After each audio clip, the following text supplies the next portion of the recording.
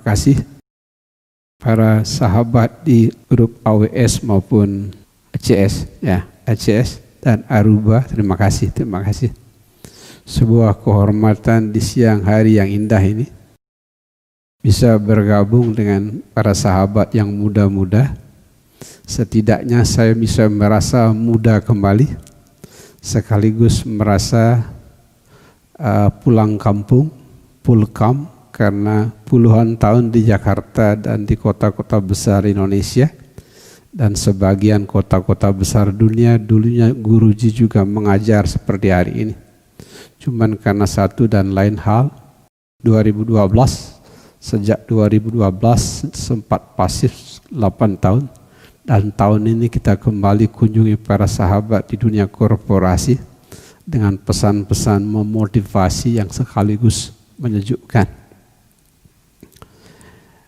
Kita akan cerita tentang topik motivasi dalam diri. Motivasi dari dalam diri. Kita akan cerita motivasi dari dalam diri. Mohon izin membabarkan slide kepada sahabat, karena sahabat-sahabat IT khususnya lebih mudah mencerna kalau mendengar sekaligus membaca, melibatkan dua indera lebih masuk dibandingkan satu indera. Kalau slide disentuh lewat mata, suara menyentuh telinga dan hati. Kita akan cerita motivasi dari dalam diri. Di zaman dulu, tatkala Guruji masih muda, kita terbiasa mendapatkan sumber motivasi dari luar, dari bacaan, dari percakapan, dan lain-lain lah. Cuman di zaman kita sekarang, sumber cahaya di luar semuanya meredup. Kalau Donald Trump, Presiden Amerika Serikat, boleh disebut sebagai salah satu guru simbolik yang mesti kita baca, keteladanan pemimpin di mana-mana meredup. Anda yang memonitor tentang perkembangan organisasi keagamaan di semua agama, organisasi keagamaan juga cahayanya meredup. Ringkasnya, tatkala mencari sumber motivasi dari luar sekarang kelangkaan. Dari pemimpin kita terbatas dapatnya, dari organisasi keagamaan terbatas. Pokoknya dari luar sumber cahayanya serba terbatas. Lebih-lebih tatkala kita berbicara sumber energi motivasi di zaman pandemik, lebih terbatas lagi. Lebih sedikit kita cerita buruk tentang orang lain, lebih bagus. Tapi ringkasnya di siang yang indah ini, kita akan cerita sumber cahaya, sumber motivasi dari dalam diri.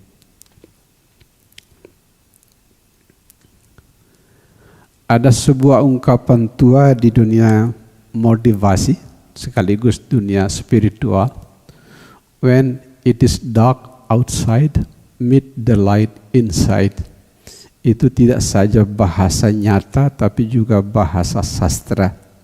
Kapan saja di luar itu gelap, ingat menyalakan cahaya di dalam.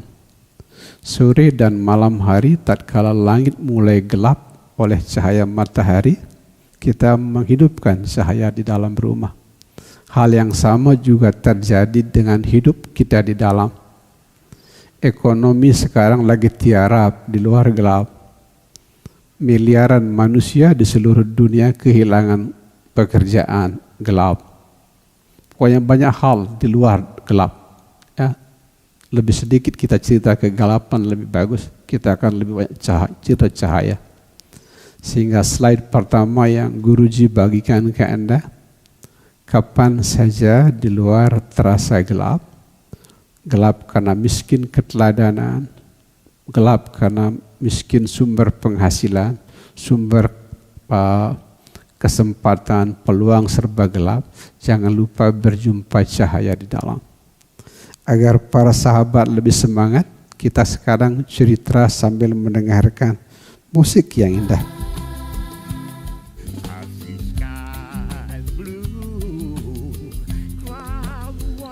Biar para sahabat IT dimanapun berada, mendapatkan sekilatan cahaya khususnya di dalam.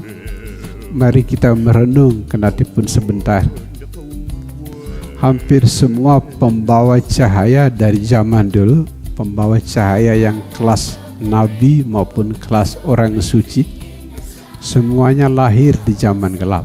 Sekali lagi, semuanya. Hampir tidak ada pembawa cahaya dari zaman dulu yang lahir di zaman terang. Semuanya lahir di zaman gelap. Anda sebut saja nabi-nabi dan orang suci, semuanya lahir di zaman gelap. Tidak ada yang lahir di zaman terang. Sehingga pelajarannya buat para sahabat, jangan izinkan kegelapan di luar melahirkan kegelapan di dalam. Sebaliknya, gunakan kegelapan di luar untuk melahirkan cahaya di dalam. Anda tahu Nabi Muhammad lahir di zaman jahiliyah, itu gelap sekali. Yesus Kristus juga lahir di zaman gelap, saking gelapnya sampai disalib.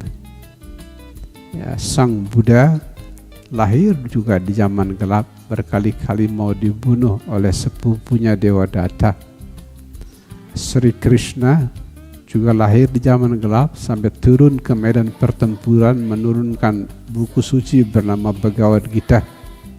Sang Rama lebih gelap lagi zamannya, sampai istrinya Dewi Sinta dilarikan orang. Ringkasnya, adik-adik profesional IT dimanapun, semua pembawa cahaya lahir di zaman gelap. Bedanya dengan kita orang biasa mengizinkan kegelapan di luar melahirkan kegelapan di dalam. Kegelapan di dalam bisa malas, tidak mau berusaha, ada marah, ada turun ke jalan demonstrasi menghancurkan fasilitas umum. Nah, itu contoh. Kegelapan di luar melahirkan kegelapan di dalam, orang biasa. Tapi pembawa cahaya ceritanya lain. Menggunakan kegelapan di luar untuk melahirkan cahaya di dalam. Untuk menekankan lagi cerita tadi, semua pembawa cahaya dibikin terang oleh kegelapan di luar. Do not let the darkness outside giving birth to the darkness inside. Let the darkness outside giving birth to the light inside. Anda yang suka membaca buku fisika, Anda tahu salah satu orang cerdas dan bernas di fisika bernama Albert Einstein. Albert Einstein secara eksplisit pernah bercerita, behind all difficulty there is always opportunity. Di balik semua kesulitan selalu ada kesempatan. Nah, lewat cerita para nabi pembawa cahaya sampai dengan Albert Einstein, hati Anda, para sahabat IT dimanapun berada, sedang diketuk. Pandemik ini tidak selalu berujung pada kemunduran. Virus corona tidak selalu melahirkan penyakit dan rasa sakit. Pandemik dan virus corona bisa melahirkan cahaya bahkan kemajuan. Tentu dengan sebuah syarat. Kalau Anda bisa melahirkan cahaya dalam. Let me repeat once again. Do not let the darkness outside giving birth to the darkness inside. Let the darkness outside giving birth to the light inside. Ya, terutama kita mengacu kepada semua, bukan kebanyakan, semua pembawa cahaya lahir di zaman gelap. Semua pembawa cahaya berhasil menggunakan kegelapan di luar untuk melahirkan cahaya di dalam. In the explicit language of Albert Einstein, behind all difficulty there is always opportunity. Itu spiritnya. Nanti para sahabat IT akan dibimbing apa cahaya di dalam yang mesti dihidupkan di zaman pandemik dan virus corona ini. Ya, kita akan masukin ke slide berikutnya. Tadi kita cerita jiwa-jiwa suci, sumber cahaya ribuan tahun yang lalu. Di zaman kita, sekali lagi, semua pembawa cahaya yang menjadi cahayanya sejarah itu lahir di zaman gelap. Khalil Gibran sebagai contoh pertama, seorang penyair mengagumkan di Lebanon, menulis buku The Prophet itu sang Nabi, buku indah sekali. Tatkala Khalil Gibran itu patah hati, putus cinta. Mahatma Gandhi di India tahun 40-an, salah satu sumber cahaya dunia di zaman kita, bahkan ditembak, saking gelapnya zaman. Nelson Mandela di Afrika Selatan 27 tahun di dalam penjara. Muhammad Yunus dari Bangladesh, seorang pemenang hadiah Nobel, tahunnya Guruji lupa, itu bergumul di tengah kemiskinan negara miskin Bangladesh. Yang Maha Mulia Dalai Lama kehilangan negerinya di umur 15 tahun. Masih remaja, jalan kaki 1000 km dari Tibet ke India. Hampir hancur kakinya. Bayangkan gelapnya zaman. Sehingga biar para sahabat masuk dalam pengertiannya, jangan lupa, tidak selalu zaman gelap menghasilkan jiwa yang gelap. Di tangan para pembawa cahaya seperti Anda profesional IT dimanapun berada, Anda bisa membuat zaman gelap untuk melahirkan cahaya di dalam. Cahaya di dalam itu tidak saja akan menghasilkan kemajuan bagi diri Anda dan keluarga, tapi juga bisa melahirkan kemajuan bagi tempat kerja dimanapun Anda berada. Itu berguru dari sejarah di zaman kita sampai dengan sejarah zaman dulu, zamannya Nabi Muhammad, Yesus, Buddha, Sri Krishna sampai dengan Sang Rama.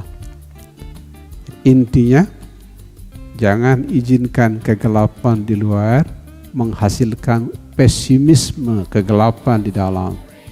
Jangan izinkan kegelapan di luar melahirkan kegelapan ketakutan dan keraguan di dalam. Ya, latih diri agar kegelapan di luar pandemik menghasilkan cahaya inovasi, cahaya kreativitas, cahaya optimisme di dalam. Itu lilin yang sedang Guruji nyalakan kepada para sahabat profesional IT di mana saja berada. Do not let the darkness outside giving birth to the darkness inside. Let the darkness outside giving birth to the light inside. What is the light? Innovation, creativity, optimism. Di dunia motivasi sudah lama diajarkan. Yang dihitung bukan seberapa sering Anda jatuh, yang dihitung adalah seberapa sering Anda bangun setelah jatuh. Please make a note. Jangan mengeluh kalau Anda terjatuh. Bersyukurlah karena Anda masih bangun setelah jatuh. Let me repeat once again. Jangan mengeluh karena Anda jatuh, tapi bersyukurlah karena Anda masih bisa bangun setelah jatuh. Itu ceritanya. Ini ada langkah-langkah spiritual, ada juga langkah praktikal. Jadi lengkap Anda dapatnya karena Anda berjumpa seorang guru spiritual. Kita mulai dengan langkah spirit dulu, semangat dulu, baru kita melangkah ke langkah yang lebih praktikal. Ada spiritual steps, ada practical step.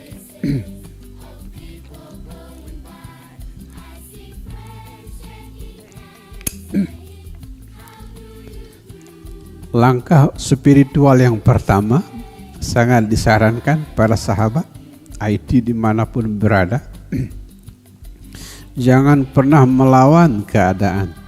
Jangan pernah melawan alam. Alam itu terlalu besar untuk dilawan. Jangan pernah melawan alam dan keadaan.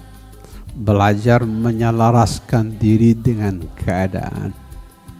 Sebagian orang yang marah sama ini, marah sama itu, bermusuhan sama ini, bermusuhan sama itu, nah itu melawan keadaan. Manusia tidak pernah bisa mengalahkan alam. Manusia terlalu kecil di depan alam. Terutama karena manusia hanya makhluk kecil di planet yang juga kecil. Sehingga jawabannya bukan melawan keadaan, tapi menyelaraskan diri dengan keadaan. Para sahabat yang suka membaca pasti ngerti. Suatu hari ada buku indah berjudul Self-Organizing Universe. Alam semesta ini bisa mengatur dirinya seperti siang dan malam, musim kemarau, musim hujan. Kadang bisa diprediksi, kadang tidak bisa diprediksi. Nah, di zaman pandemik ini, virus corona, alam banyak yang tidak bisa diprediksi. Diperkirakan panas, hujan, diperkirakan hujan, panas, diperkirakan nggak banjir. Banyak yang nggak bisa diramalkan. Di tengah alam seperti itu, ingat, jangan pernah melawan alam dan keadaan. Belajar menyelaraskan diri dengan keadaan. Tatkala putaran waktu kelihatannya jauh dari menyenangkan, kurangin melawan waktu. Belajar membuka diri pada sang waktu. Salah satu simbol di alam ini yang bisa menjadi simbol kreativitas, optimisme dan motivasi adalah air. Air itu bisa melewati banyak sekali penghalang, dari gunung yang jauh sampai dengan laut yang lebih jauh. Semua penghalang lewat. Batang pohon dilewati, batu dilewati, lumpur dilewati, segala macam penghalang dilewati sama air. Sebab utama kenapa air bisa melewati semua halangan, karena ia luas dan lentur.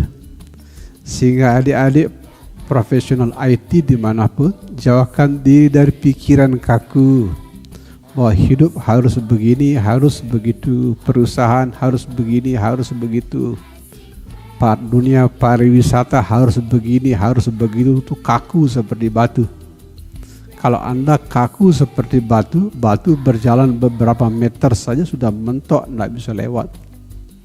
Tapi belajar luas dan lentur seperti air. Edward de Bono zaman dulu menyebutnya sebagai water logic, logika air yang luas. Ya, Guruji umurnya tidak lagi muda, karena pria tidak suka disebut tua, tidak lagi muda. Ya, lebih-lebih Anda nanti menuju tua. Ya, kalau Anda ngotot dan kaku, yang pertama hancur tubuhnya.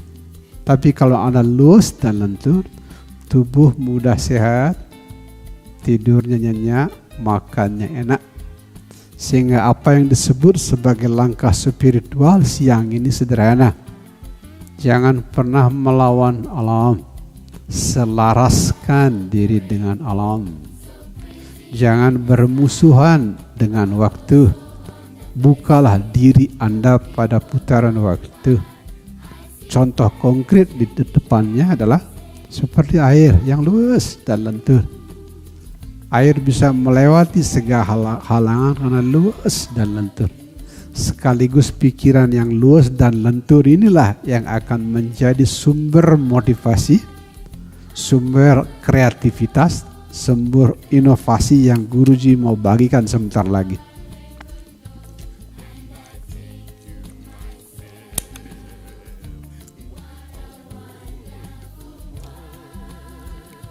Nah, sekarang kita cerita langkah-langkah praktis biar para sahabat IT dimanapun berada bisa ada pedoman dalam melangkah di tengah pandemik ini.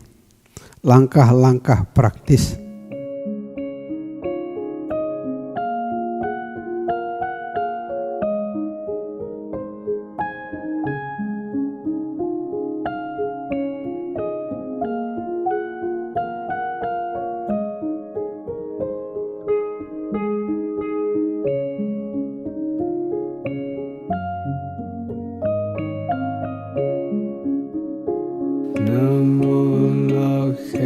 Rakhaya